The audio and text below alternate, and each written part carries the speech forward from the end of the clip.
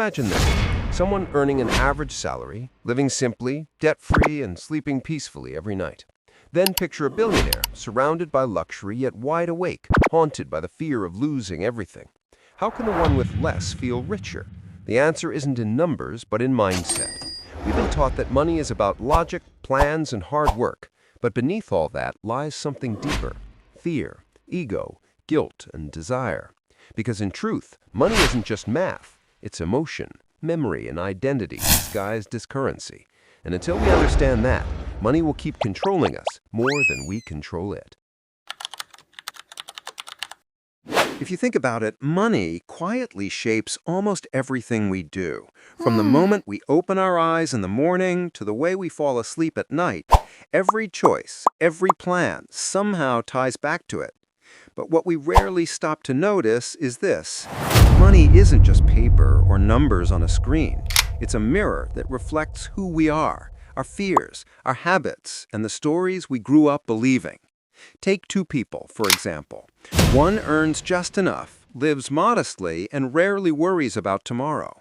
The other owns luxury cars, multiple homes, a portfolio of businesses, yet lies awake at 3 a.m., heart racing over what could go wrong.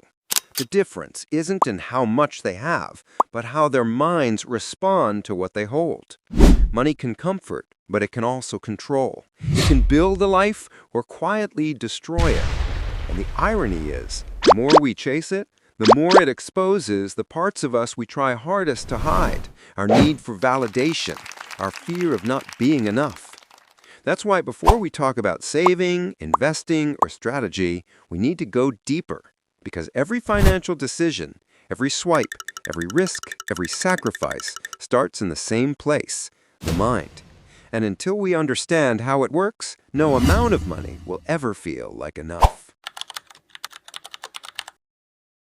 Imagine standing in a big store, surrounded by choices. You see something you want: a new phone, a pair of shoes, something small that promises a little burst of happiness. And in that split second, a quiet war begins inside your head. On one side, there's the impulsive voice that whispers, "You worked hard, you deserve this." It's comforting, persuasive, and it triggers a rush of dopamine, the brain's quick reward for pleasure. That's why so many people swipe their cards without thinking, chasing that fleeting sense of satisfaction. For a moment, it feels like control, but it's not. It's reaction. Then there's the other side: calm, rational, patient. It tells you to wait, to save, to think long-term. It reminds you that discipline creates freedom. But that voice is quieter. It doesn't shout, it doesn't excite. It only whispers, "Not yet." And in most cases, the whisper loses because the human brain is wired for now, not later. We crave immediate comfort far more than distant reward. It's not stupidity, it's biology. But here's where the conflict deepens. This tug of war isn't just about money, it's about emotions, the fear of missing out, the desire to belong, the illusion that having more means being more. Each decision we make in that moment says something about us: our patience, our self-awareness, our pain.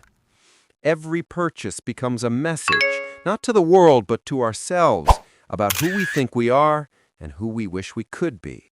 This inner conflict doesn't only happen when we're buying small things. It scales up, quietly, dangerously, into every corner of adult life. People with six-figure salaries, even CEOs who manage entire companies, still fall into the same emotional trap. They know how to calculate risk, optimize profit, and forecast returns, yet they struggle with their own impulses. Because when it comes to money, knowledge doesn't guarantee wisdom. We can master financial formulas, but still fail to master ourselves. Think about professional athletes, people who make millions during their careers, only to end up broke just a few years after retirement. They didn't suddenly forget how to earn, they simply never learned how to feel safe without spending. For them, money isn't a tool, it's a temporary fix for insecurity, a distraction from the fear of losing relevance. And that same pattern repeats everywhere. A person buys a luxury car not because they truly need it, but because deep down they crave validation. Someone upgrades their phone every year not for functionality, but for the reassurance of still keeping up. The emotional reward comes first, the justification comes later. We call it financial reasoning, but often it's emotional storytelling. Our brain builds a narrative that makes every purchase sound logical, even when it's not. It's not about logic. It's about soothing the discomfort that logic can't fix.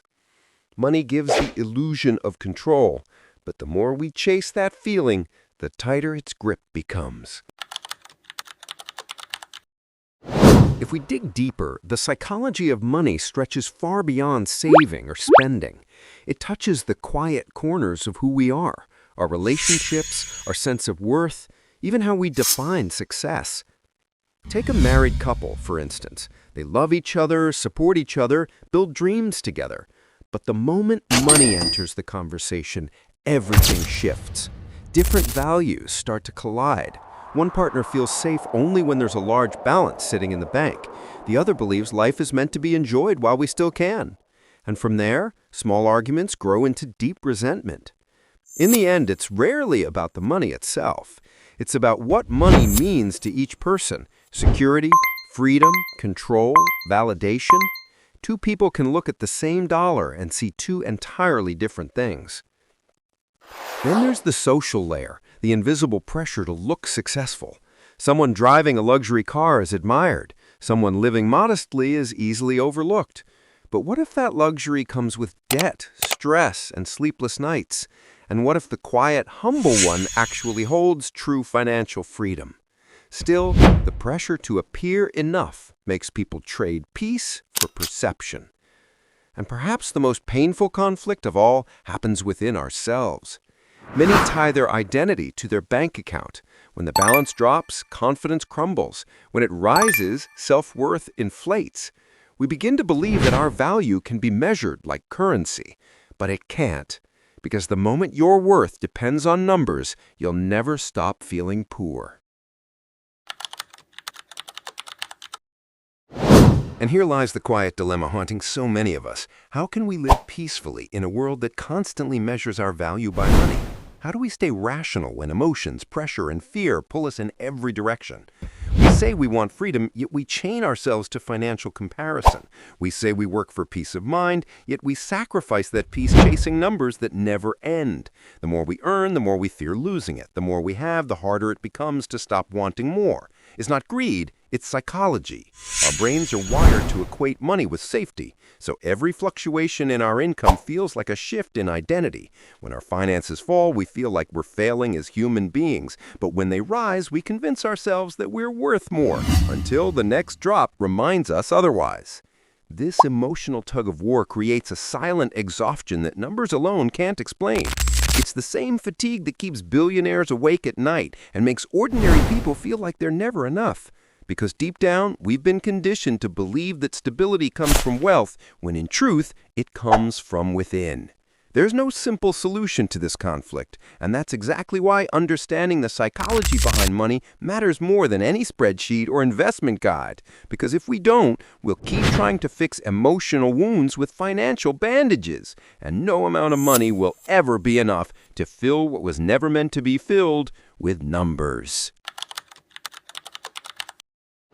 Amid all this confusion, there's one truth we need to accept.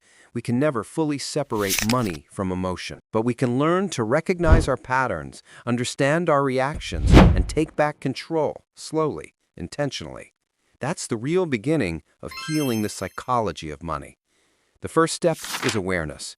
Notice how your upbringing shaped your relationship with money. Maybe you grew up in a home where money was scarce, where every expense felt like a risk. That kind of environment teaches the mind to seek safety in saving, sometimes obsessively. Or maybe you were surrounded by abundance, where money was spent freely without consequence. That can lead to a subconscious belief that comfort and love come from spending. These early patterns don't disappear. They simply evolve with age. We call it financial behavior, but in truth, it's emotional memory. Every impulse to spend or save has a story behind it.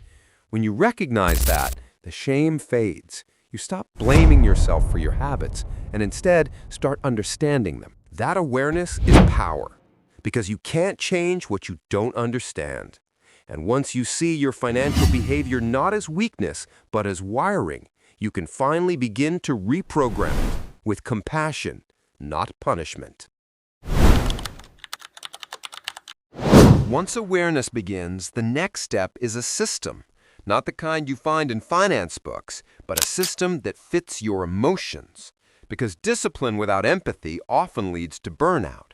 It's not about forcing yourself to save. It's about building an environment where saving feels safe, not suffocating. Maybe that means setting small, automatic transfers instead of strict budgets. Maybe it's redefining reward, so that comfort doesn't always mean consumption. Or maybe it's learning to say no to spending isn't about deprivation, it's about choosing peace over impulse. The truth is, no spreadsheet can fix emotional spending. No formula can heal fear-based saving. But a mindful system can hold both logic and emotion in balance.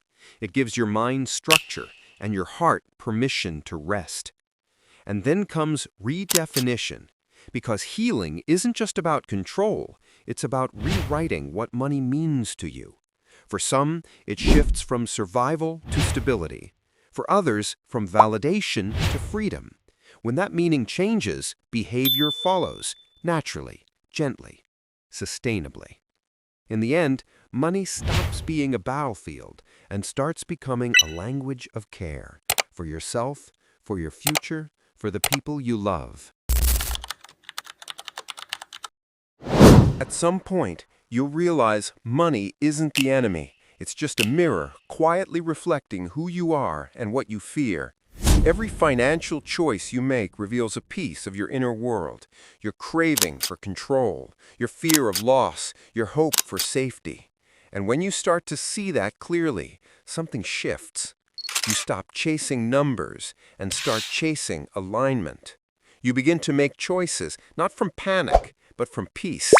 You stop asking, do I have enough? And instead ask, does this reflect the life I truly want? That's emotional liberation, because true financial freedom isn't when you have everything. It's when you no longer need everything to feel whole. You no longer measure your worth by your income, nor your happiness by your bank balance. Money becomes a tool, not a test. And yes, uncertainty will always exist. Markets will rise and fall, plans will fail, and sometimes life will demand more than you expect. But when your relationship with money is grounded in awareness and compassion, those storms don't break you, they shape you.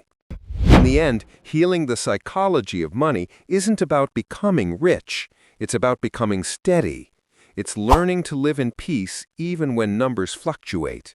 Because the ultimate wealth isn't in your account, it's in your ability to stay calm no matter what it shows. Maybe, after all this talk about money, what you really needed wasn't another tip on saving or investing. Maybe what you needed was a moment to breathe, to realize that you're not broken, you're human, learning to make peace with something the world keeps using to measure your worth. So take a second. Think about how money shows up in your life, not just in numbers, but in feelings. Does it bring peace or pressure, freedom or fear? If any part of this story felt close to yours, you're not alone. Like if it made you pause for a moment. Dislike if you don't agree. Both are fine. Because the point isn't to convince you, it's to remind you your relationship with money deserves to feel safe too. And maybe that's where real wealth begins.